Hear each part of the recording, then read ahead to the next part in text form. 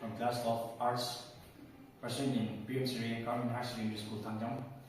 The model we see here is steering gear, rake and pinion, along with horn and light assembly. So firstly, let me explain steering gear, that is rake and pinion. For them also, they have different components like steering wheel, pinion, rake, front wheels, and axle. So how does it work?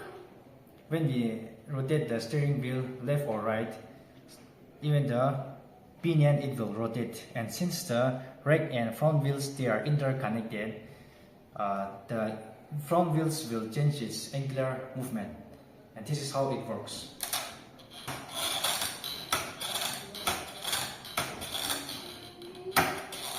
So coming back to light and horn assembly, in order to complete the circuit, we have used different components like battery, relay, fuse, ignition switch, horn, and light.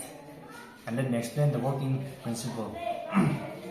So when we switch on the ignition key, a small amount of current will be provided from the battery, and with the help of this relay, this small amount of current it will be converted into a larger circuit, and it will be provided to different components, that is horn and light. And when they are being provided, and horn will provide a sound and the light it will glow.